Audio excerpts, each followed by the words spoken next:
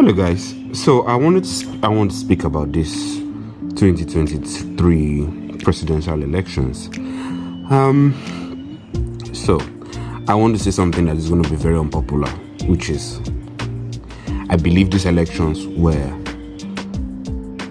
the freest and fairest elections ever conducted in Nigeria's history. Now, I hear the noise of the discontent. People are really very upset. LP, PDP saying, "Didn't you see the videos of violence, of alterations and all of that?" I saw them. I believe them. But the question therein is, looking at the general picture from 177 polling units and seeing all of these videos, which I can say is from this polling unit, this is up to 10% of the total polling units in Nigeria. It's 177,000 polling units in Nigeria. And we cannot say we saw more than 1,000. If you want to be really generous, even if you want to say 10,000,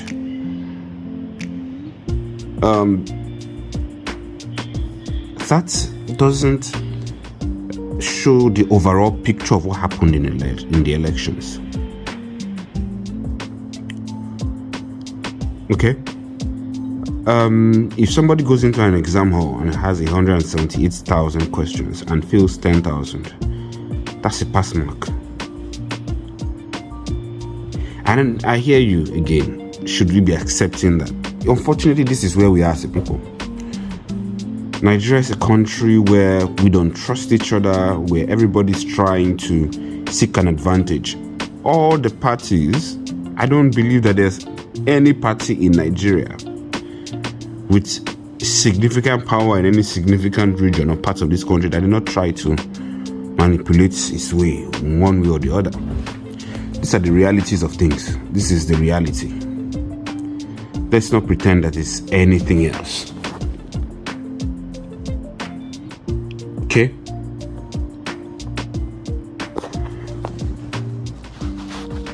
I don't think there's anybody that should go out there and vouch and swear on anything that any of the political parties didn't play a role. Some rigged more than others. But to say that one party, especially the accusation that the APC rigged this election alone and only, come on, it's not true. In my opinion, the Rivers results were rigged and falsified. That is my opinion. Given the videos we saw, given what we saw from that state, given the large support that Peter Obi had in that state, and given that state is a traditional PDP state, how did Ashwaju all of a sudden win that state? I don't know. I suspect strongly that was falsified. That's for the Labour Party to go and prove in court now. Akwa Ibom State is another one where I don't understand how Peter Obi doesn't get at least 25%. How does Peter Obi not get 25% from Akwa Ibom State? I do not understand that. So yes, these irregularities existed, but I don't believe they are pervasive enough to largely alter the course of these elections. And I will explain further with more points. But let me focus on INEC and what INEC did. In particular, the person of Mahmoud Yakubu, the INEC chairman. To a certain extent, I do feel for Mahmoud Yakubu, because the National Coalition Center is exactly what it says, the National Coalition Center. It's not the National Election Dispute Center. No. The INEC chairman works under the assumption that the state regs have done their job, and whatever needs to have been corrected has been corrected at state level, and whatever needs to have been thrown out has been thrown out at state level. If we turn the National Collation Center into a place where we deal with electoral disputes, there will never be results called. These are just the realities of it.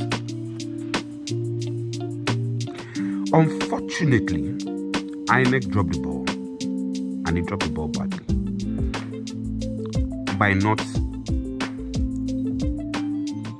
sticking up to their own end and calling transparency into question by having the IREV not work, the uploading of results on the INEC portal. But we need to appreciate, and I've spoken to a constitutional lawyer on this, we need to appreciate that you do not necessarily have to upload the results on our IREV for the results to be valid. It's not a reason for cancellation. Accreditation is where people are not accredited, and they voted. That's a reason for cancellation. What's most important in the process is that the results are counted, and all the agents of the parties look at the results and sign. And even when agents are not available for the parties and agents do not sign, INEC and the state rec can proceed to adding that into the results. It is now left for the parties to challenge that in court, especially in the situation where we are seeing where they say falsified results were posted on the INEC portal. If that's the case, then the agents of LP or PDP have the results to show. Okay? They have those results, the original result they signed and snapped to show and prove that in court. It really isn't the job of the INEC chairman in that place. The INEC chairman is just to collate all the results he got from his state rec and announce a winner. Where they failed is bringing the transparency of the election into question by having IREV not work. Let's get that very clear. It's very important for us to recognize that what speaks to why I feel like this is one of the freest and fairest, and I do not say it was totally free and totally fair, don't get me wrong, but one of the freest and fairest, in fact, the freest and fairest. I mean, point me to another election that was free and fairer. The freest and fairest is because you saw where the ruling party in states lost. Governors lost their Senate beats under PDP, under APC. The governor of Cross River State lost his bid under the APC. The governor, Asiwaju Bola Ahmed Tinubu, the so-called godfather of Lagos, could not win his state for himself.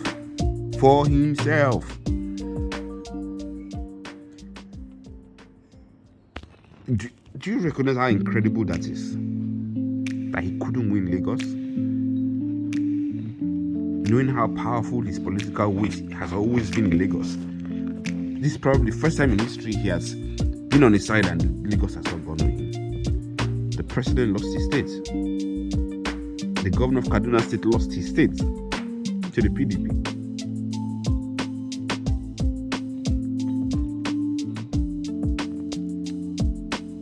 SDP, party unknown, won 2 senatorial seats, 4 House of Reps.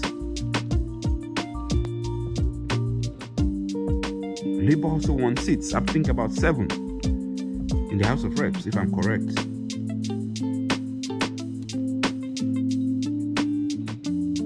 Where in Nigeria's history have we seen a ruling party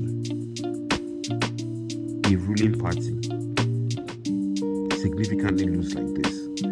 You might bring up 2015 and say, oh, Jonathan did not win the election. Okay, but Jonathan got more votes than Asiwaju got in winning this election.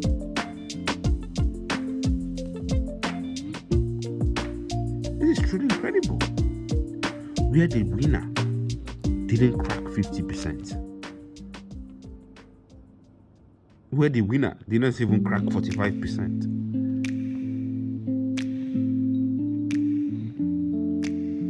Yes, there were irregularities, but we have improved. INEC did improve.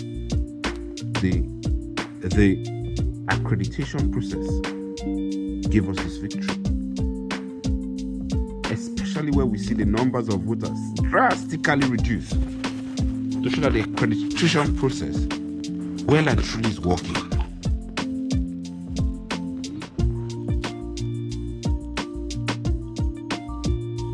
Addressing the obedience, I will say something. Peter Obi lost this election largely by losing badly in states where he did not win. Let's be clear, Peter Obi was not popular in the Northwest. Let's be clear, apart from Adamawa and maybe parts of Bauchi, Peter Obi was not very popular. Let's be honest with ourselves. I know this is not something that is common knowledge to the obedience, because most obedience don't live in this part of the country anyway. But these are the facts. Peter Obi got most of his support in the north from the North Central Zone. Parts of Adamawa and the Christian parts of Kaduna and I think Bauchi. Okay. All right. And well, like I said earlier, I believe Peter Obi should have won Rivers State, Bayelsa, possibly Akwa Ibom, possibly Benue. If you put those votes, maybe the Supreme Court, overturns the election, I don't still see how he gets the constitutional 25% in 24 states. Give him 4 more states, maybe 5. It's still around 21 states. Choke off victory in Rivers to Bola Tinubu. Chalk it off, take it out. Take half Benue. He's still fine with 28 states because he got 30 states, while Peter Obi got 16 states. Atiku got 20 or 21, I guess.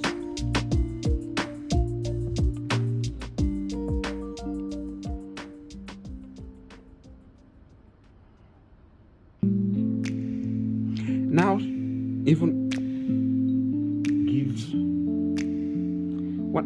when I'm even talking about 25%, Peter Obi already got 25% in all of those states I've just mentioned. But I think the only state he didn't get 25% in was Akwa Ibom. So give him Akwa Ibom. Right? 17. Give him Ogun, 18. Osun, 19. Ondo, 20. Ekiti, 21. It's still not adding up. This is the problem at the 25% level. In 24 states, it still doesn't add up.